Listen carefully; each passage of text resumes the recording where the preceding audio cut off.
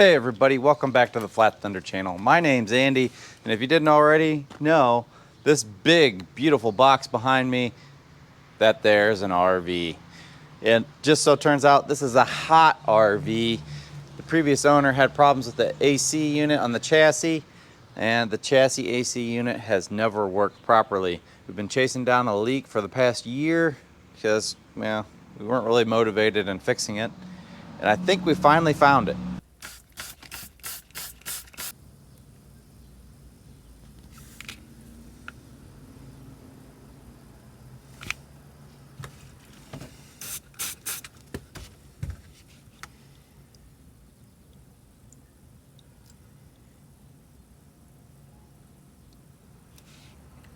There she is, right there.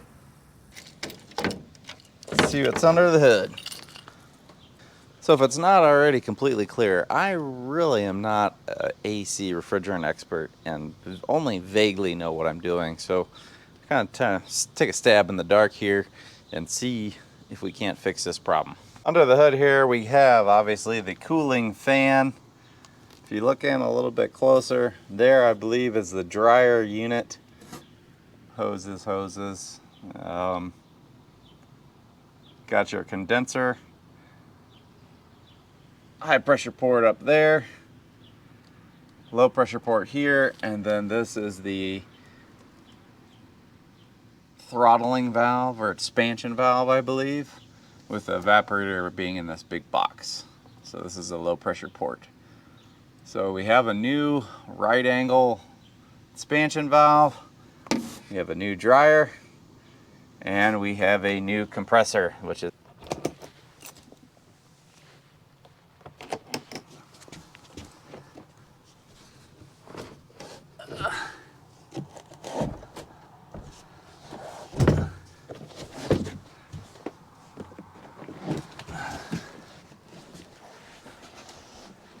right here is our compressor. In leak testing, I'm pretty sure we have a leak at our compressor housing. I wouldn't swear that that's all the leaks, but it's definitely leaking here. So we purchased ourselves a new compressor. If you can't tell, right over there is the accelerator pedal and the brake pedal. And right there is the exhaust manifold. So you got this little insulation barrier between the operator and the engine, so it gets pretty toasty up in there. That's one of the disadvantages of having a front engine RV. Rear diesel pusher is the way to go, but this is what we got, and we definitely want the chassis AC to work so we don't cook. You probably have one of these old recharging taps that you can connect to the low pressure port. It has a gauge on it. I'm going to use this to make sure there's no pressure left in the system. Popping these lines off here, we got one bolt that holds it down in the middle, and then we got 4 bolts on the compressor. Tie plate basically holds them down.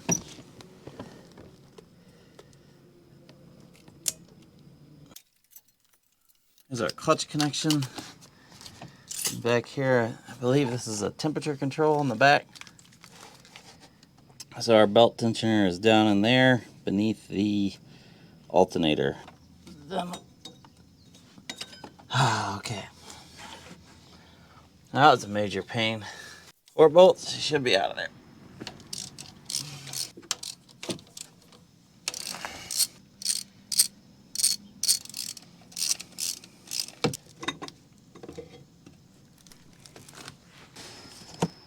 Got our brand new 4 Seasons compressor.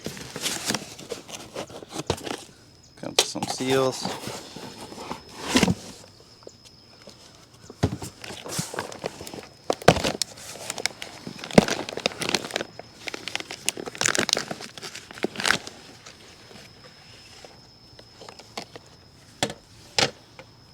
Bolt in. Something's going on here. I don't know exactly what this is. Some type of sensor on the back of the unit, but it looks like it's capped off here, so we're gonna have to get that snap ring off of there and see what's inside. Also important to note, they want you to stand it on its face for a little bit before you install it and rotate it to lubricate the seals on the head, at the shaft, and the clutch.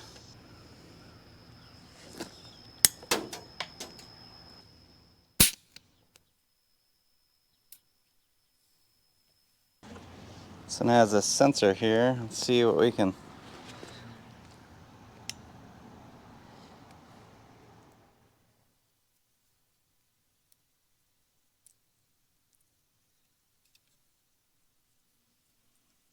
Yeah, that's not going to come out of there.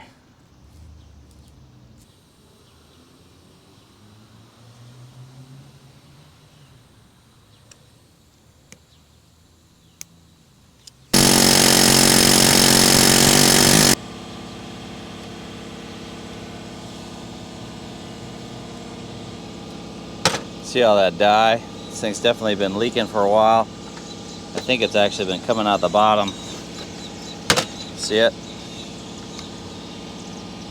That's all the dye. When we found the leak, it was up here, but the main leak's probably on the bottom.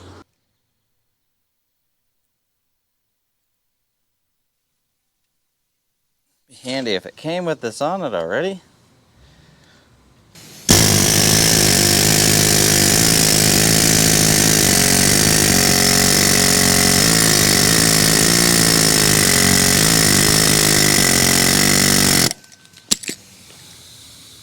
Came off now.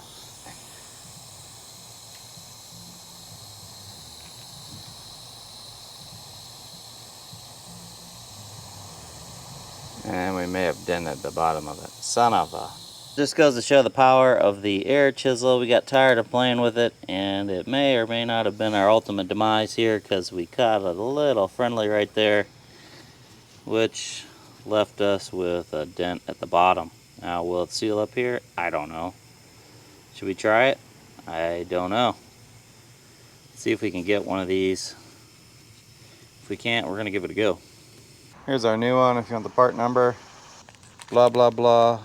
Color-coded blue, maybe either blue or green. Both are identical except for color. Ah. It's kind of tight. Oh, it'll turn when we put it on there. We did leave it on its face. Let's just give it a one look. Whoop. Okay. And now let's get it on the engine. Make sure that the actual new pads don't sit on any of these non-machine raised surfaces, because that whole pad isn't flat, and it's a circle, and this points here are up.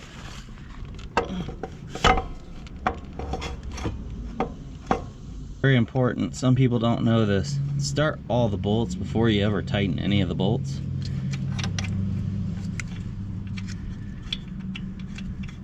Knew some assemblers that didn't know that important point and had some difficulty sometimes. Well, if all these are loose, you can move just a little bit and you can get it where it wants to be happy.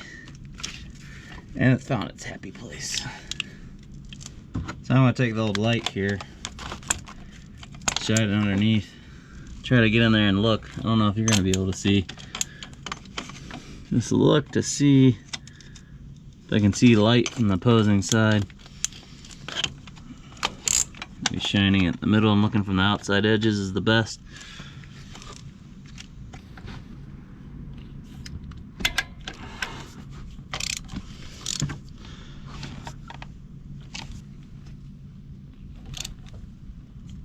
Air dryer canister screwed right to the condenser, and we need to get that unplumbed and out of there.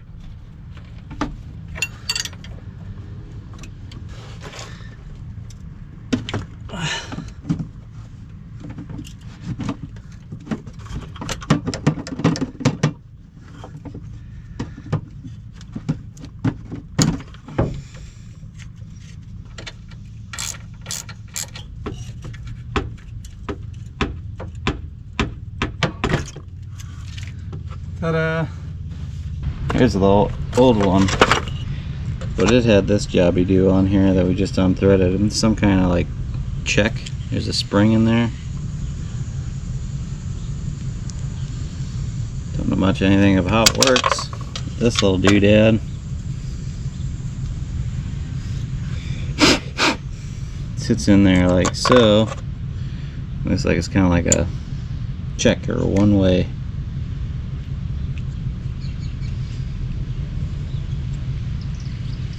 Anyways, that screws on there like so. We can hook it back up the same way. A little disappointed replacing our American-made Parker dryer with a Fabrique in China. Can't win them all, I suppose.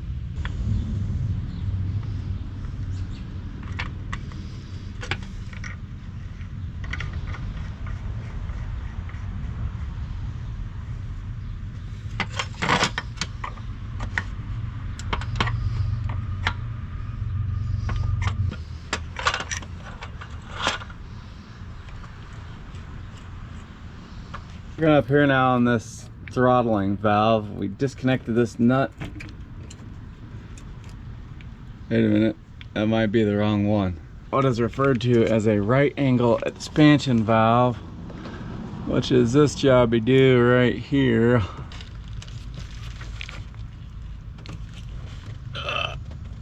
Oh boy. Oh, that was tight. Okay. There's that.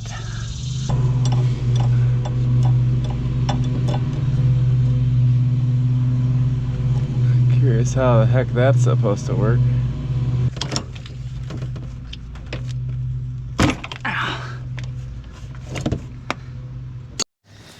Okay, so this is what we're dealing with. We got this guy off of here. It was just clipped on to the line right at the evaporator.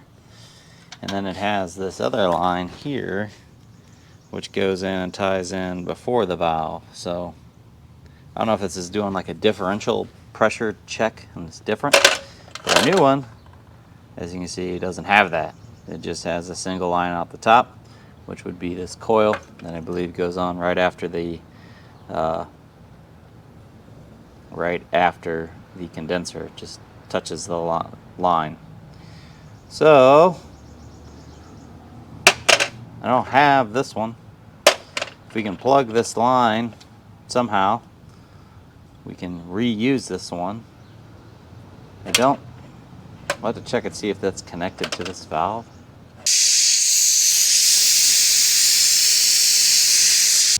I don't think it is, but what we're going to do, we're going to pinch this thing off here, see if that's an open line, and whether it is or it isn't, we're going to fold it over and solder it.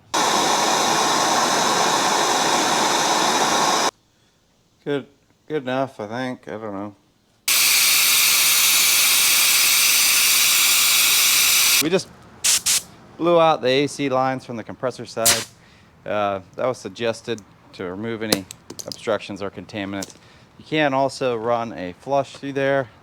We're not doing that. I don't believe the compressor failed. I think we just had a leak. It's not a catastrophic failure until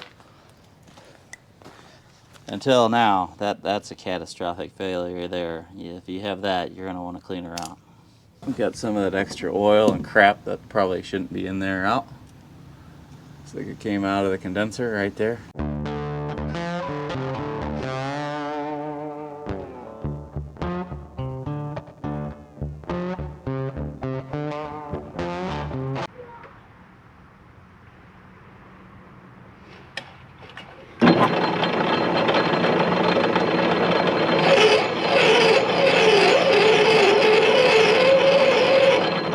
So we had to make a bushing to hold this thing in the lathe, which is basically just a split bushing and then a split shaft collar, so we could actually hold on to it. And then we adjusted the threads. I don't think they were standard. If they were oversized. They were like 780 on the OD, maybe even metric, because the pitch seemed a little off. So we chased the threads, tried to get it the right pitch. Now we're undersized a little bit just because, well, that's how it turns out. We're gonna see if it bolts on.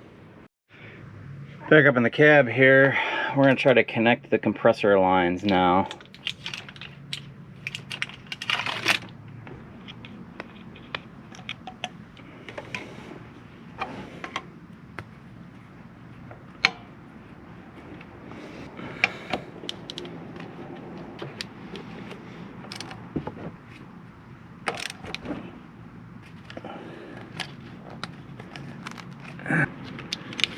And the clutch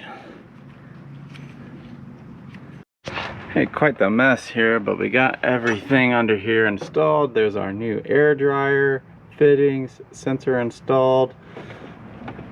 I have our new throttling / expansion valve. That's original, but all reconnected. That was interesting.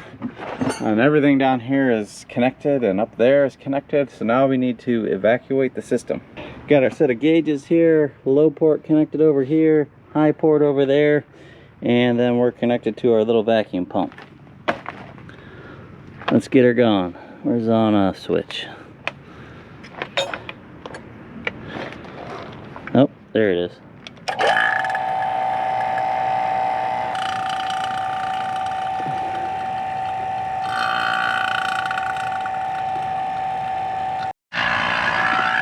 Helps if you actually open the valves. We were just vacuuming the line. Now it's just creeping up. You hear the pump working. We let it run for about 45 minutes, give or take, and it never really breached the 25 psi vacuum point. It's probably maybe the capacity of the pump, but we let it, closed her up, turned the pump off.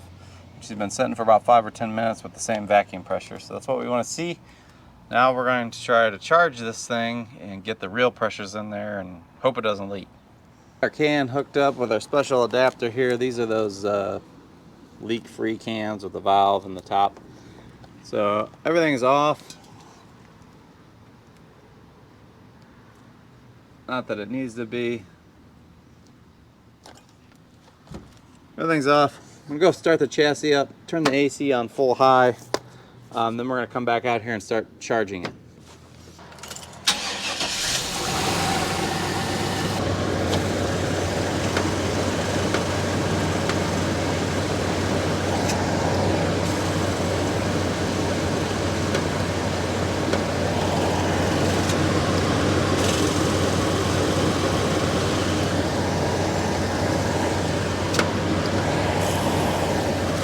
So the the AC compressor is kicking on and off now. See the gauges going up and down.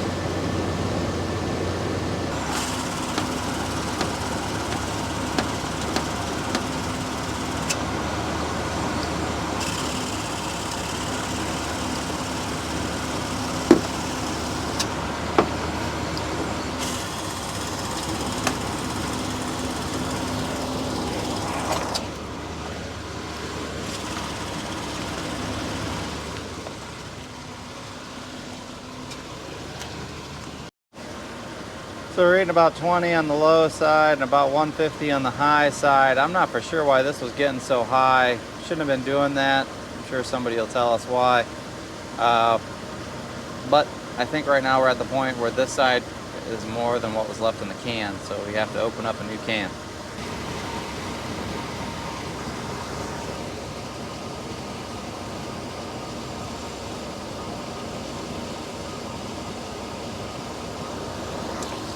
Temperature right now, I'm guessing we should be about 35 to 40 roughly.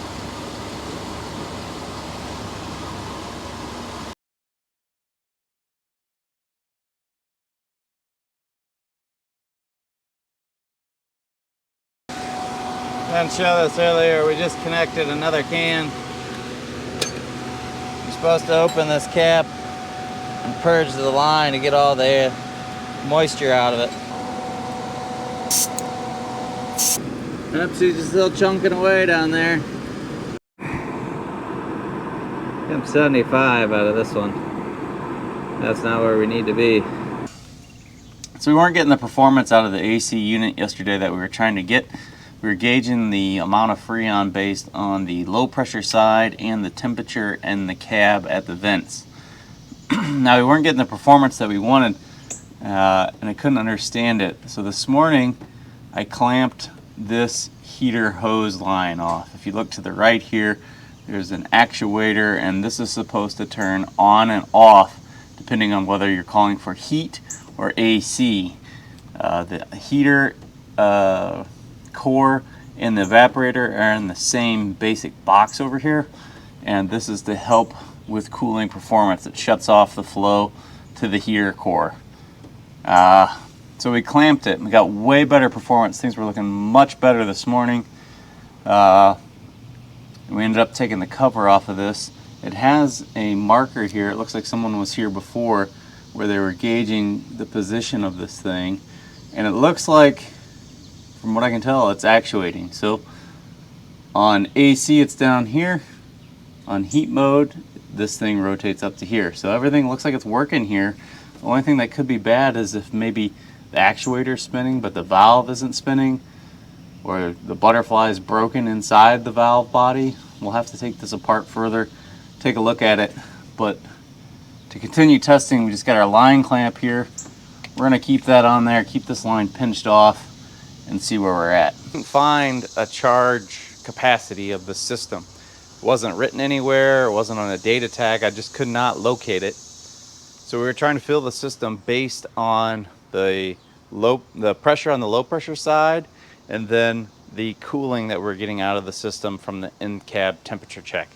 Now, it was really hot yesterday, and I think we were getting antifreeze flowing through that heater core, which was heating that whole box up, making the evaporator warmer than it should be, skewing our temperature, skewing our cooling capacity, and then we just had a mega heat load because the whole cab was like 90 degrees. So we're gonna leave that line pinched off that we pinched off on the heater core line. Maybe investigate that valve further to see, okay, is it really closing off inside there? It's rotating, but is it actually shutting the flow off as it should? Yeah. We're just gonna keep on testing it, see what happens. Got my handy dandy scale out here. It's rated in pounds and ounces. This is a full can,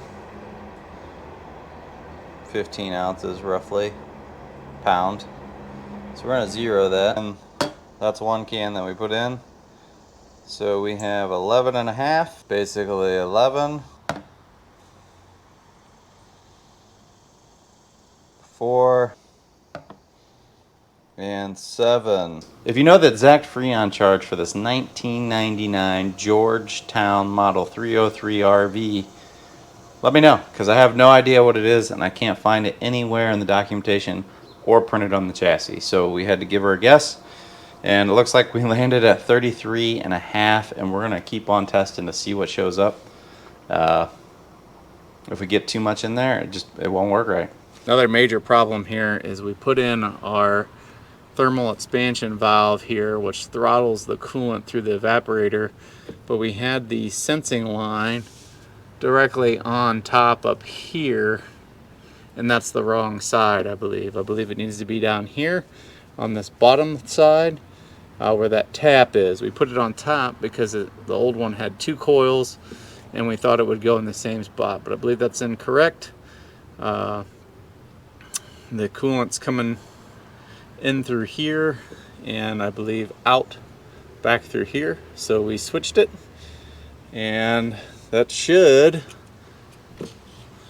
be right, because we got the high pressure hot coming out of the dryer, coming up here, high pressure hot coming out of the dryer, coming up here, going into the thermal expansion valve, and then we want to see what's coming out. So this bulb senses the out. This thing's supposed to throttle the flow such that we don't get liquid refrigerant back to the compressor. And I believe it does that by sensing the line down here. So hopefully that remedies it. We're going to give it a test here and see what it does. Can of super clean here. We're going to lightly dust this condenser coil, hose her down really good with this super clean cleaner degreaser, and then we'll come back in and pressure wash this again. Want to make sure we don't fold the fins over, so we got the really light duty little electric pressure washer.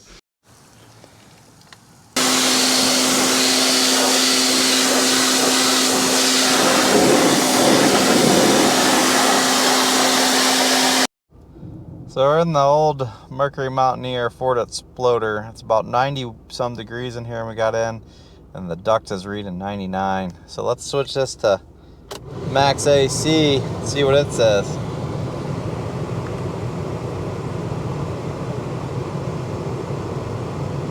Looks like we might be tapped out about 56, at least sitting idle in the driveway. So we're 90 degrees inside here. The dash is actually about the same temperature as the interior. Looking at 89, 90. Let's fire it up and see what this old girl will do.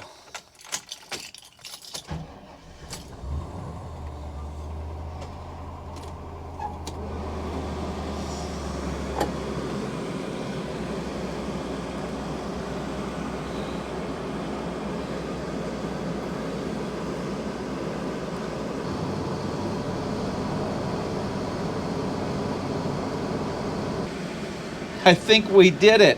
I was really skeptical until I tested the other car with our little thermometer here, and we made it exactly the same temperature as a small automobile with this big RV AC unit. So really excited. 55 degrees.